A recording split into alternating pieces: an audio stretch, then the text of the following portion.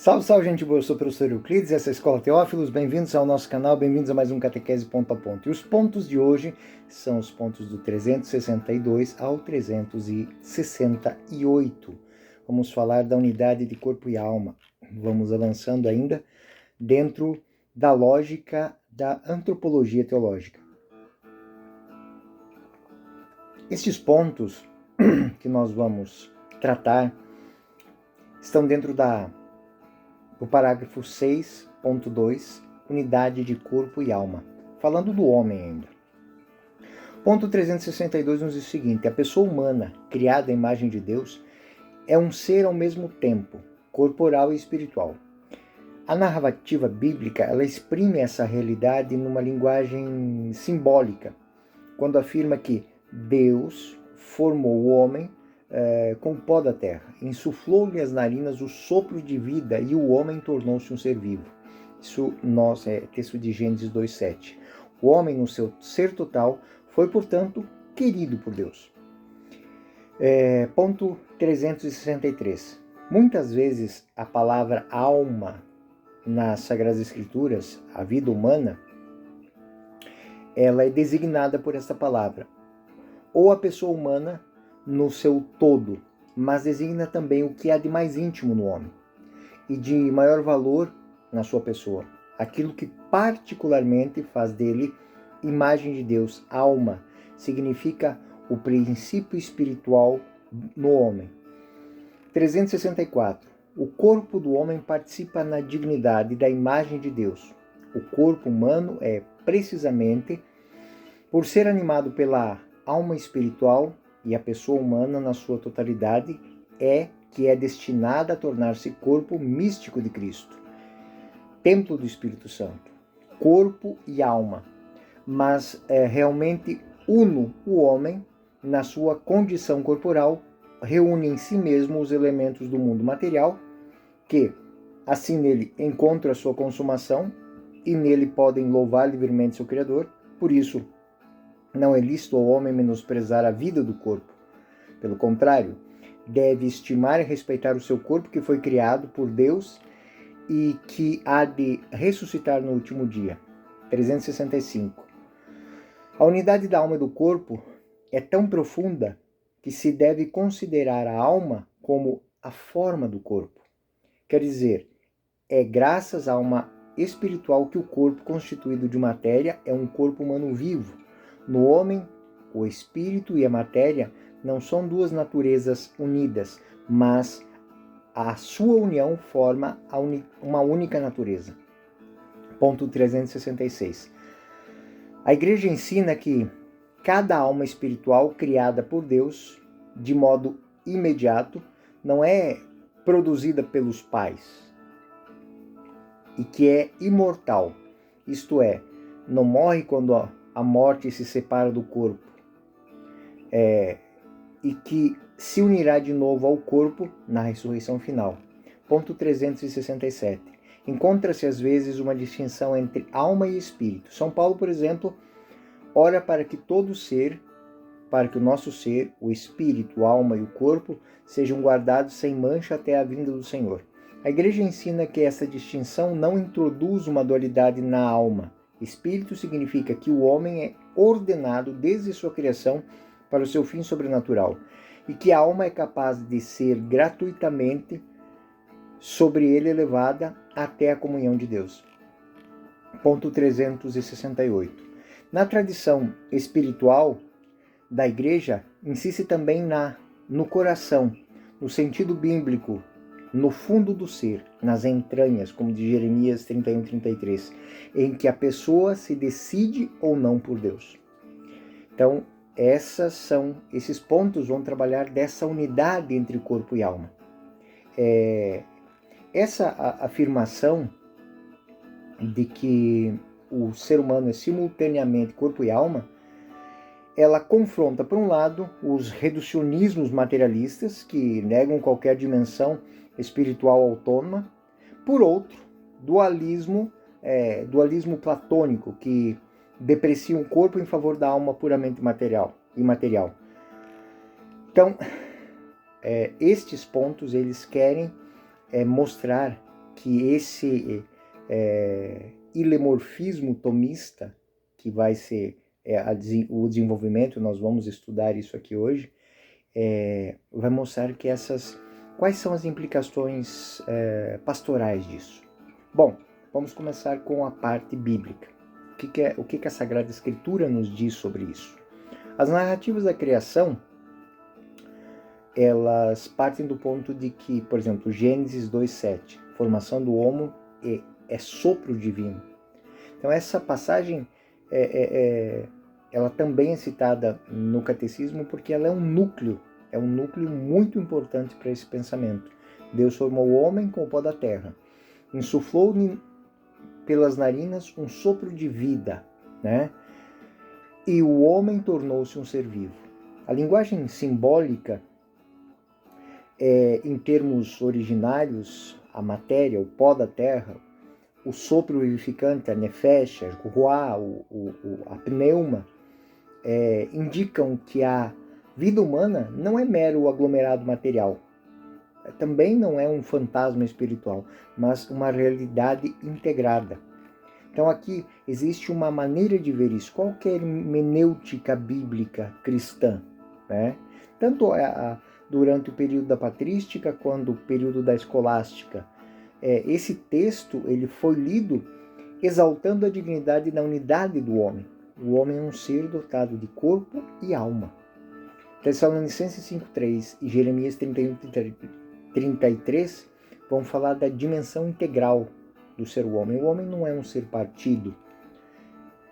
Tessalonicenses 5:23, que todo o nosso ser, espírito, alma, corpo, seja guardado sem mancha até a vinda do Senhor. É um texto muito interessante porque, sem fragmentar dogmaticamente a pessoa, reconhece a dimensão distintas do viver humano, mas as integra na palavra todo o nosso ser.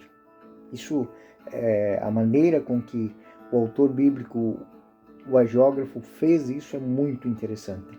Jeremias 31:3 anuncia a nova aliança escrita no íntimo do ser humano, no coração do ser humano, sinalizando que a pessoa ela tem um núcleo onde há possibilidade de uma resposta pessoal a Deus e fazer isso de forma total. E essa resposta ela vai afetar corpo e alma. A filosofia, a teologia cristãs, elas vão tratar esta lógica dessa unidade, aquilo que se chama de ilemorfismo, ou seja, a alma como forma do corpo, né? A explicação clássica mais consistente para a unidade do homem é o ilemorfismo, que é um conceito aristotélico tomista, um conceito de Aristóteles que foi trabalhado por São Tomás de Aquino. A alma, forma, e o princípio organizador da matéria, o corpo. Tomás de Aquino, ele retoma, como disse Aristóteles, e afirma que a alma é a forma do corpo humano. Na Suma Teológica, ele vai dizer que não é uma substância separada que habita temporariamente um corpo. Na composição, a matéria e a forma constituem uma natureza única, consolidada, homogênea. E esse insight de Tomás de Aquino, inspirado em Aristóteles, permite afirmar que o homem é uma só substância com dimensões espirituais reais, racionalidade, liberdade, abertura à transcendência e, ao mesmo tempo, radicalmente encarnado, ou seja, tem um corpo, está num corpo. Outro tema que é tratado dentro desses pontos é a imortalidade da alma e a criação imediata. A tradição católica, ela sustenta que cada alma espiritual é criada diretamente por Deus, creatio imediata, e que ela possui imortalidade. Não deixa de ser quando se separa do corpo e ressuscitará na consumação final. E essas teses, elas encontram fundamento teológico na revelação cristã e na reflexão filosófica. Então, nós citamos Tomás de Aquino e Aristóteles.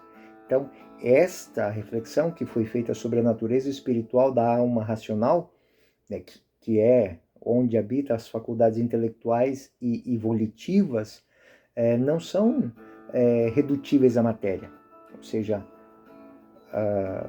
o corpo, ele não toma decisões porque tem membros, é porque ele tem um centro onde essas inspirações são tomadas, que ali é chamado o âmago da alma do homem.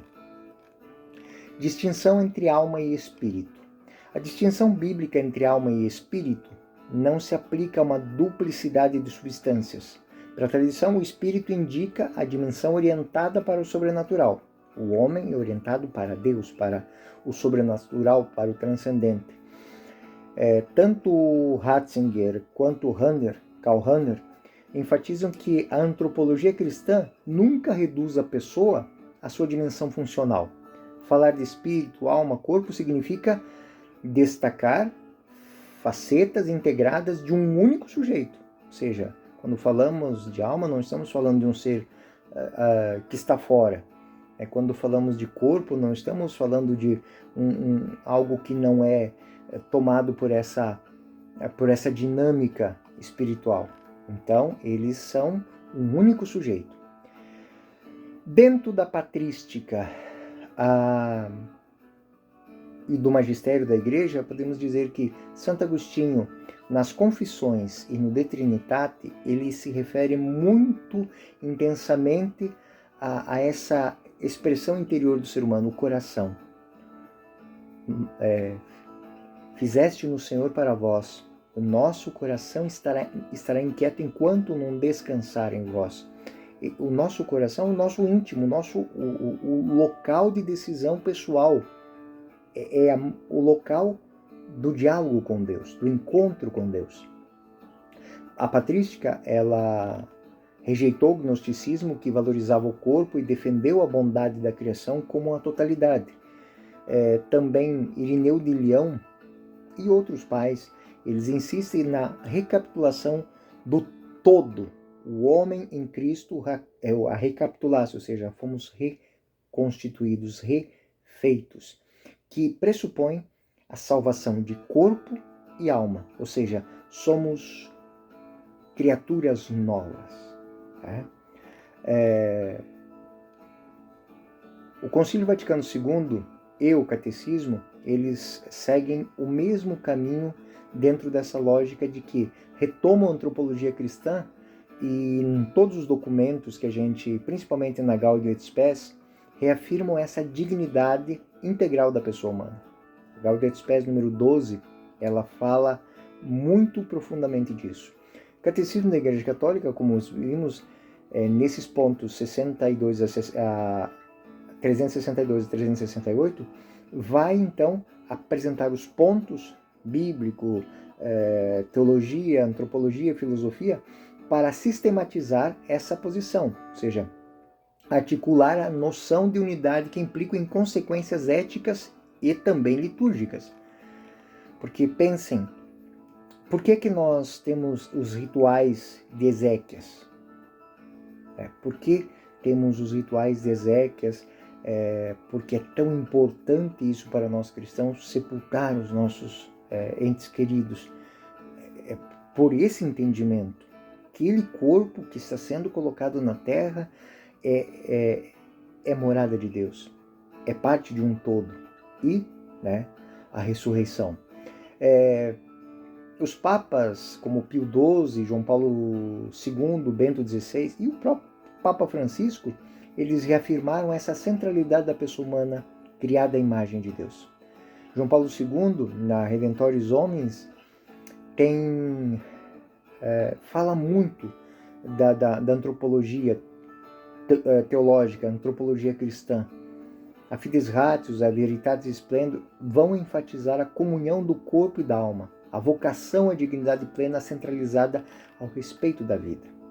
Então, esses argumentos que Bíblia, doutrina da Igreja, teólogos da Igreja, filósofos, eles são pontos centrais e eles estão em consonância com toda a nossa tradição.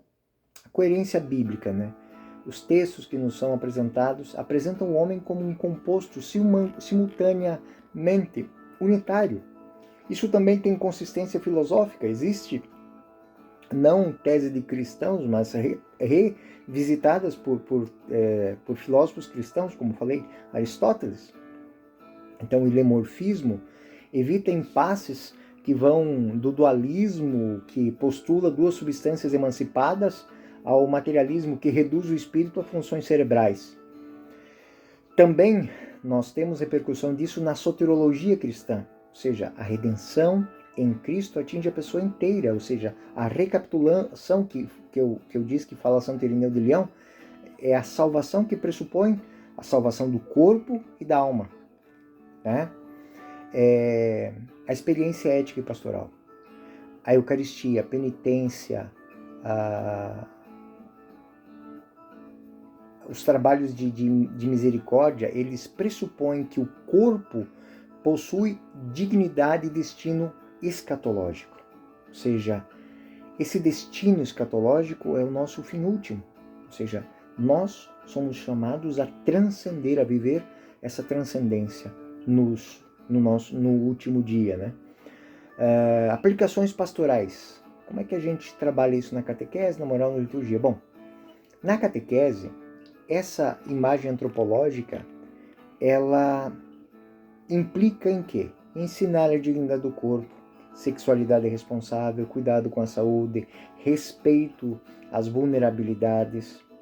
Então, um jovem que enfrente as drogas e outras coisas ilícitas, né, do mundo, ele tem que pensar não somente do ponto de vista material, mas do ponto de vista também espiritual. Ou seja, aquilo é um atentado contra a sua dignidade de ser humano. O segundo ponto que a gente pode levantar dentro da catequese é apresentar os sacramentos como sinal de efeito da encarnação, ou seja, o batismo nos serve para dar a dignidade, ou seja, um novo nascimento. A confirmação é o nosso compromisso, o nosso direcionamento, ou seja, a nossa decisão de estar a serviço da igreja, fazer-se membro da missão. A Eucaristia é o sentar-se à mesa, é refeição, é alimento, algo muito natural. O sacramento da ordem tende à entrega, à santificação, ao cuidado em nome de Cristo. E o matrimônio, outro sacramento e serviço, tende à gestação de uma família, construir uma família.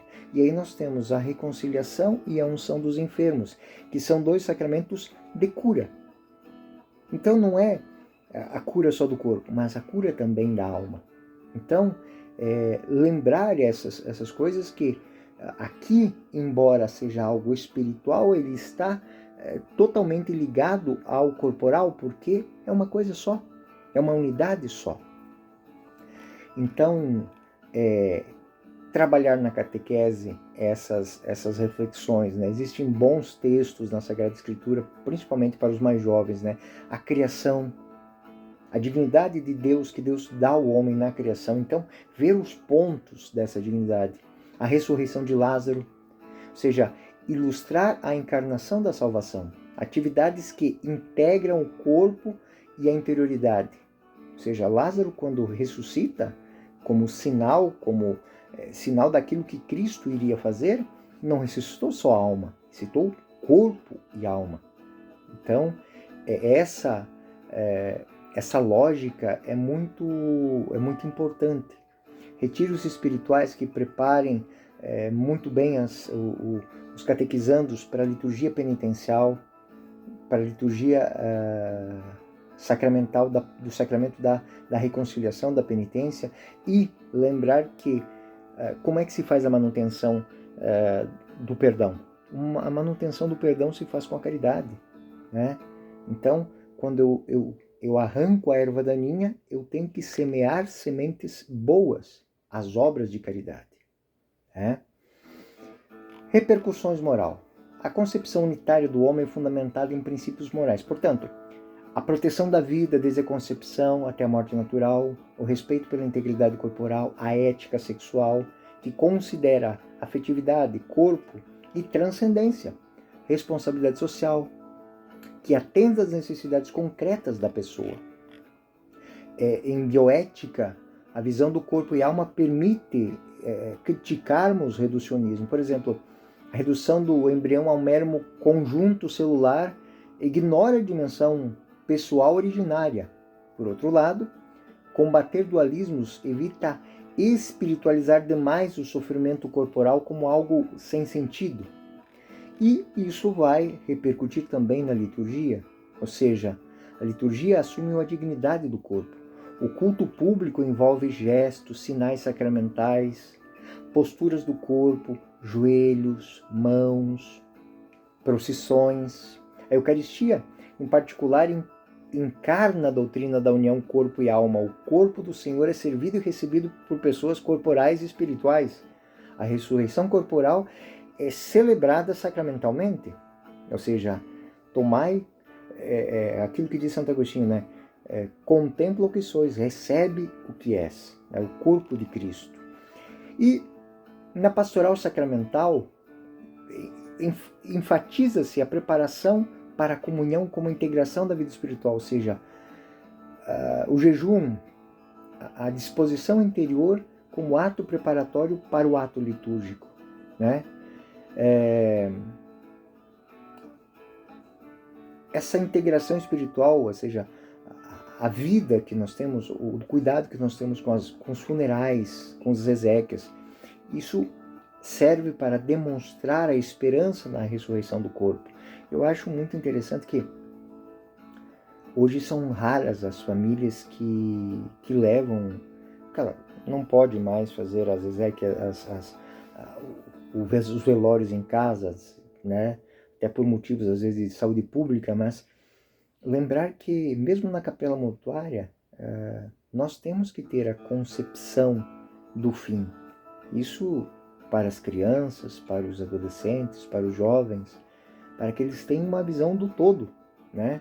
Uma visão que os faça refletir e colocar-se diante de um afastamento de um ente querido, de um amigo, de um familiar. É muito importante para construir também o entendimento sobre essa unidade, que está ali, um corpo. Mas aquele corpo deve ser, tem a sua dignidade, não pode ser vilipendiado, né? Então, isso é muito importante no desenvolvimento. Bom, eu termino esse nosso ponto de hoje apenas falando de um tema que é só para ampliar. Eu vou ampliar um pouquinho. Materialismo e neurociências, né? São coisas que nós temos hoje pelo mundo, né? Pensamentos, estudos e tudo mais, mas dentro dessa linha, o desenvolvimento de neurocientíficos, eles desafiam interpretações ingênuas, ou seja, há correlações estreitas entre funções mentais e atividade cerebral. Contudo, a posição católica pode aceitar a correlação sem redução, ou seja, a alma espiritual atua de modo não redutível, mas historicamente inserido no metabolismo corporal. Filósofos contemporâneos, né, os realizadores críticos da mente, né, propõem modelos compatíveis com a autonomia emergente sem mexer na dignidade pessoal. Então, até quando se fala das neurociências, a gente não tem nada substancial, né, que vá contra a nossa maneira de crer, né? Quando nós ouvimos muitas vezes essas críticas, ou é por um mau direcionamento dos estudos, ou simplesmente aquela pessoa não foi dotada da graça da fé e, de fato, para ela é muito difícil dar esse passo, né? Dualismos e espiritualismos são duas coisas também. A tentação de dualismos que desprezam o corpo surgem tanto na cultura popular quanto em movimentos religiosos, ou seja, e valorizar extremamente o sofrimento, essas coisas, tudo tudo dentro da nossa fé tem um equilíbrio, né? A resposta católica é uma revalorização da encarnação, ou seja, valorizar corpo e alma.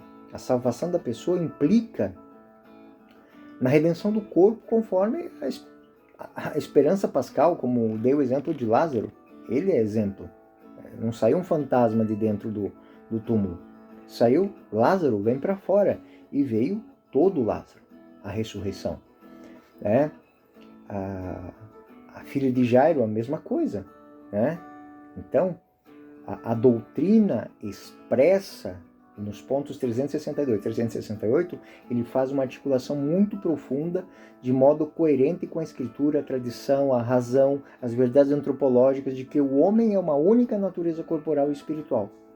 E essa posição, para nós, é muito importante conhecer, porque evita de cairmos, às vezes, assim, em tropeços do materialismo, do dualismo, ou seja, fundamentar a ética cristã e oferecer orientações práticas para a catequese, pastoral, moral, liturgia. Reafirmar a unidade do corpo e alma. Hoje é um serviço que a gente faz à cultura. A cultura, porque isso não vai vir dos colégios, não vai vir das escolas, se não católicas. E de vez em quando até as católicas dão uma falhada nisso. Promover o respeito à dignidade humana integral, orientada à ação pastoral, à catequese, para uma evangelização que integre vida e fé, da sua concepção até o seu destino, a sua Páscoa eterna, a sua passagem derradeira. Bom, gente boa, eu sou o professor Euclides, essa é a Escola Teófilos, e esse foi mais um Catequese Ponto a Ponto. Fiquem com Deus, até o próximo ponto.